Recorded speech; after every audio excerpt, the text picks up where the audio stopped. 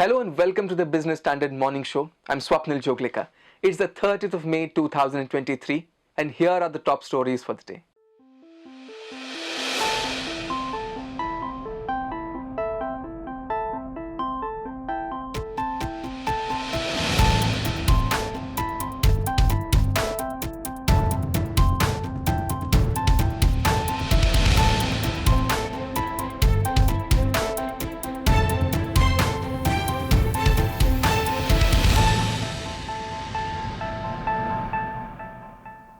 It had hit a boundary on the very first ball.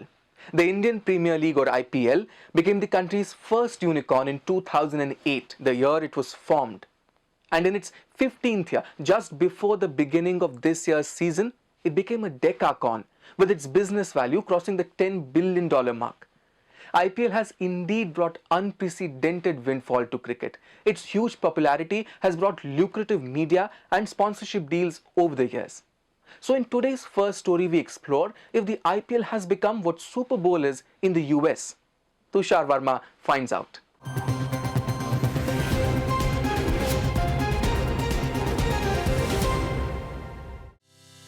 Cricket is a sort of religion that unites people of India, and nothing brings them together more than an IPL season. Be it a metro or bus ride, a shop or an office. Tune into an IPL match on your phone and you have everyone's attention. And it's the popularity of the Indian Premier League which made tech giants like Amazon and Google swoop down to get hold of tender documents of IPL's media rights auctions last year. But Viacom 18 had bagged the digital rights for men's IPL 2023-27 for Rs 23,758 crore rupees. Television rights were sold for Rs 23,575 crore to the Walt Disney Company India owned Star. The IPL's 2023 season also left a trail of records. It was the most watched IPL season so far. Estimates suggest that a massive 600 million people watched the game. This includes both TV viewers and streaming viewers. Subscribers of direct-to-home or DTH service increased in the last 2 months thanks to the IPL. A report by a Finance Daily said the DTH industry added about 3 lakh subscribers in the last 2 months of April and May. Ratings agencies expect an increase in average revenue per user of DTH in this fiscal year. The fact that IPL is growing to become a humongous event can also be attributed to the estimates of advertising revenue. According to Media Partners Asia, the advertising revenue generation may cross 4,500 crore rupees. So does this mean that IPL is now the most important part of a media planner's annual calendar in India? Cricket is the most important part. So 85% of all spends on sports go to cricket. So cricket is an important part and IPL is a large part of that. The ICC World Cup is an important part also. And there are several other important, the long running shows are important. So no, I would not agree. It's 1/3 of your total sporting spends. It is a proportion of your total advertising spends, but it's not necessarily the most. It's a big event. The Superbowl, which is the final championship game in the National Football League or NFL of the USA, is perhaps one of the most watched sporting events in the country. It is famous for its performances in half-times, and celebrities like Eminem, Shakira and Beyonce have enthralled audience in the past. Many Indians, on seeing the rise of IPL, drew parallel among the two sporting leagues. It is crucial to note here that IPL has 4 times the number of viewership of Super Bowl. But is it fair to compare the two games? I find that comparison fair because it's not just about the way the event is organized. In fact, this year's IPL final, the inauguration ceremony had Super Bowl kind of performances from sort of known performers. But what really matters is this the advertising event of the year? Yes, it is. What really marks IPL apart is how it represents the wider India. When it comes to that, as a vehicle of aspiration, I think very few properties anywhere in the world will come close to the IPL. Although growing, IPL is not yet at the top. France, Tour de France is by far the most viewed sport at 3.2 billion. The second spot is taken by the FIFA World Cup, which brings about 3 billion views. And the third is of the famous ICC Cricket World Cup at 2.06 billion. But can we say that outside the USA, IPL is the most important sports event. Cricket is a sport played by about a dozen countries. And that's where its popularity remains. It remains hugely popular, and IPL features among the top 10. ICC is like the number third or the fourth most popular sports in the event in the world, the ICC World Cup. Simply because the number of people who watch it, 2.06 million people watch the ICC Cricket World Cup. IPL is watched on an average in the last 5 to 7 years. IPL has been watched by between 400 to 500 million people. It has. And I'll tell you more than one reason why it has. Of course, I can furnish scores of reports by organizations such as Brand Finance and several other research houses, which show how the value of the IPL has grown from $2 billion in the year when it started to more than $10 billion now. This is indeed a huge advertising event, the biggest of the year. What matters even more is that this has become not only a vehicle of advertising, but a vehicle of aspiration as well. I can name several young players who have really come into their own while playing in IPL 2023. Cricket as a sport is criticized for being limited to just a dozen countries. Except regions where cricket has a historical precedence, the sport is not popular otherwise. However, things appear to be changing. The USA, known for its baseball, basketball, and American football, is coming up with a 20-over cricket league. The league will start off with 6 teams from the famous American cities. So, what is the future of the IPL? Will it remain confined within the traditional cricket playing countries? I think it's the IPL and the 20-over format that will make cricket a global sport. You can already see how T20 leagues have mushroomed around the world, even in geographies where cricket was not known to be a mainstay sport. In fact, Tim David, who was playing for Mumbai Indians this year and who is now in the Australian national team, comes from Singapore. Now, Singapore is not known to be a cricket powerhouse. IPL has certainly caught the popular imagination, and its valuation and revenue have shot up considerably. But experts believe that it is unfair to compare two different sports in regions with vastly different economies and markets.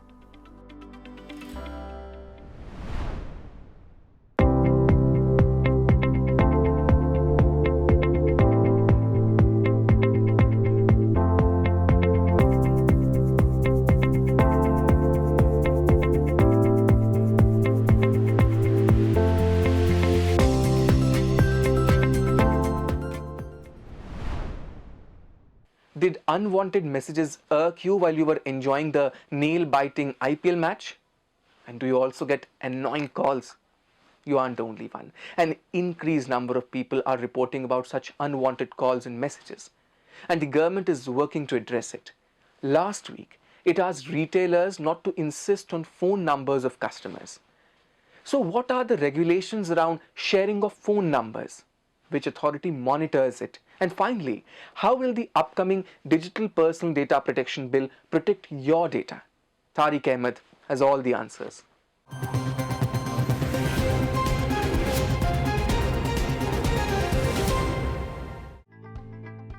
Remember the last time you were compelled to share your mobile number to complete a purchase at your favorite store, and it was only followed by unsolicited sales calls and marketing messages. Now, the Ministry of Consumer Affairs has spoken against it. Retailers can no longer insist on the personal contact details of customers for delivering goods and services. In a communication to the Retailers Association of India and other industry bodies, the Union Consumer Affairs Secretary Rohit Kumar Singh has said that shopkeepers asking for mobile numbers of customers at the point of sale is a violation of consumer rights and constitutes unfair trade practice. He has urged the industry bodies to take necessary actions to resolve this issue in the best interest of consumers. The advisory comes at a time when the country is witnessing rising cases of scams related to WhatsApp calls, telemarketing, and spam text messages. Businesses often use customer data like phone numbers, age, and location for promotional purposes and targeted advertisement. Misuse of these data compromises one's privacy and can be intrusive. It aims to ensure that retail businesses treat customers fairly and respect their privacy. The advisory refers to unfair trade practice within the Consumer Protection Act 2019 that covers sharing of personal information. Any practice that results in disclosing personal information to any other person without consent, unless mandated by the law, is deemed to be an unfair trade practice, says Stella Joseph, partner at Economic Law Practice. The Information Technology Rules 2011 also has certain stipulations regarding collection of personal data. However, it captures only sensitive personal data which doesn't cover mobile numbers or email IDs. But which authority is responsible for monitoring the situation? Here's what Stella Joseph of Economic Law Practice has to say. Now, coming to your question of who is the enforcing authority for this kind of a subject, at present, under the Consumer Protection Act, there is an authority called as Central Consumer Protection Authority, the CCPA, which has been constituted as an authority which has the power not only to investigate but also to enforce.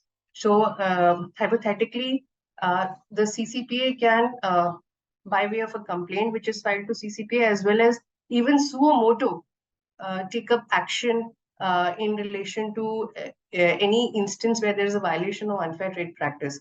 So there is the CCPA which can investigate and take action in relation to unfair trade practice. Across the world, the UK government in April 2023 introduced a legislation to ban the products and services that engage in cold calls and spam messages. In the European Union, the General Data Protection Regulation, or GDPR, observes that individuals effectively own their personal information and thus have the legal right to control it. The new Digital Personal Data Protection Bill 2022, scheduled to be tabled in the monsoon session of the Parliament this year, elaborates customer consent. It says if the data principal has given consent in an affirmative manner for a specified purpose, it can be used to carry out those functions only. But this consent cannot be insisted upon, and the service cannot be denied if in case the individual refuses to share the personal information. Also, if an individual later decides to withdraw the consent for using his or her personal information, the business must comply and withdraw the information from all the third parties involved. But will this be adequate to solve the riddle of personal information? I think the present initiative by the government is coming, if I can put it this way, too little, too late. And it leaves a huge gap in the form of the fact that the data that's already available is not effectively regulated, and it's only an advisory that has been issued as of now, and it basically gives a tool in the hand of the end consumer that they are no longer obligated to share their information if requested. So I think it only kind of puts a balm on an old wound, and it actually does not treat the wound itself. Experts point at gaps in regulations regarding personal information that's already available in the web and databases of businesses. For instance, online payment platforms like GPay and PhonePe expose your phone number to the merchant when you make a payment. Apart from updating regulations, strict implementation of the same is also critical to protect individual privacy. Talking about data, Meta was slapped with a record $1.3 billion privacy fine last week. The reason? It was accused of transferring data to the US agencies.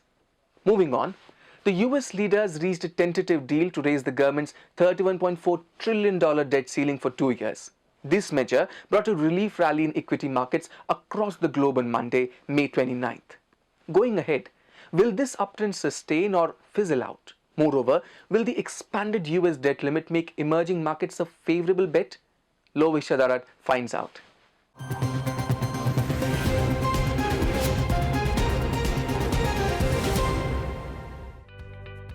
A relief rally was seen across global markets, including India, on Monday, May 29, following positive news development in the United States. Domestic benchmark indices, the S&P BSE Sensex and Nifty 50, shut Monday's shop with gains of 0.5% each. The upswing came after the US President Joe Biden and top congressional leaders reached an in-principle deal to raise the debt ceiling in order to protect from a potential default. However, going ahead, will the rally continue?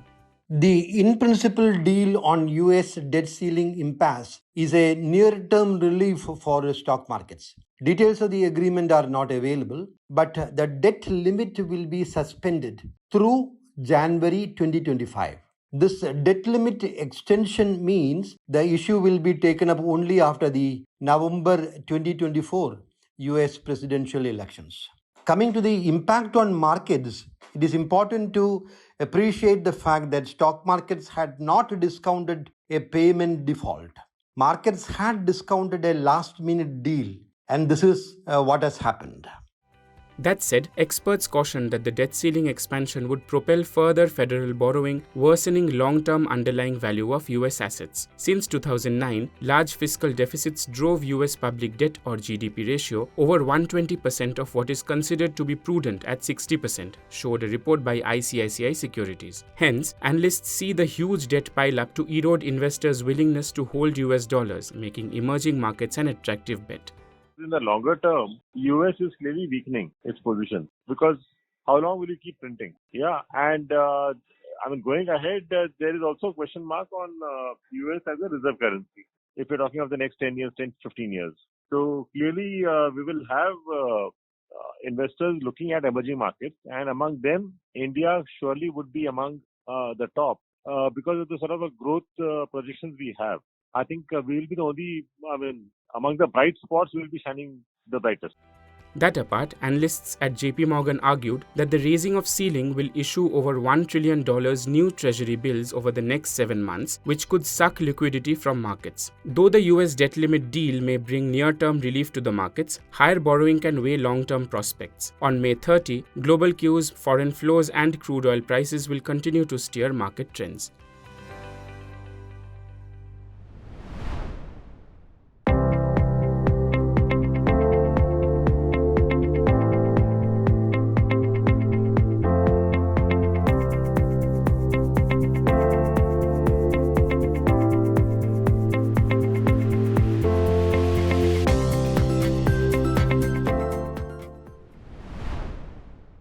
It's not just lifting of the debt ceiling. The US took another big decision last week, which may also have far-reaching consequences. The country's Food and Drug Administration finally gave a nod to Elon Musk's brain implant startup Neuralink to go ahead with its first human clinical study. The company plans to use its microchips to treat conditions such as paralysis. Raghav Agarwal has more on this.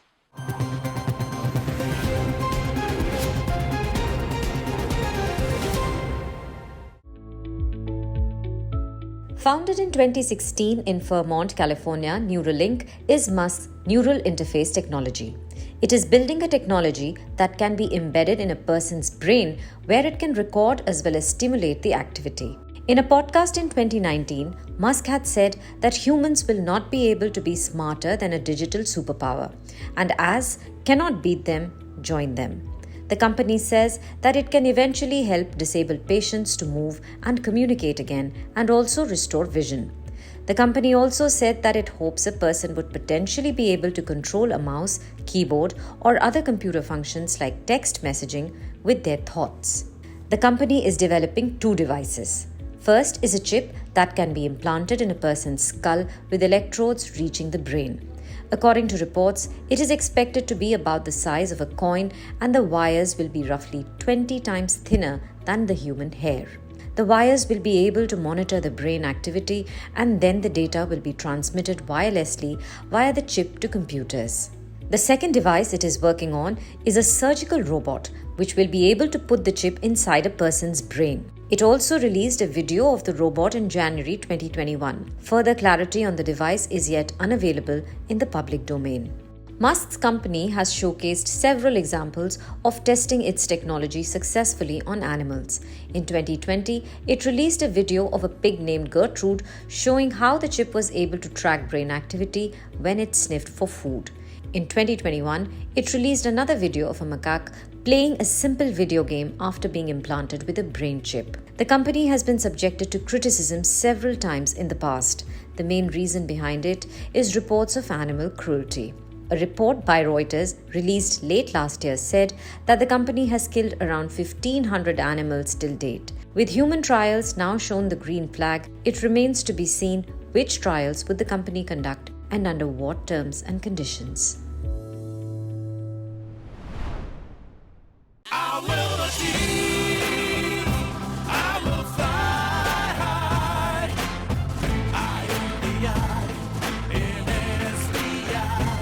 backed by the nation's trusted bank, SBI, the banker to every Indian. A 40-year-old man who got paralyzed in 2011 after an accident was able to walk last week thanks to a team of neuroscientists in Switzerland who implanted a device in his brain that can read his thoughts and instruct his spine to move the muscles. That's all for today. Catch the next episode tomorrow. Thank you for watching.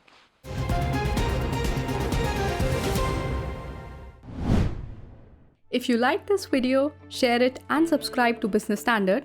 For more news, views and insights, log on to www.business-standard.com. Do also follow us on YouTube, Twitter, Facebook, Instagram, Telegram and LinkedIn.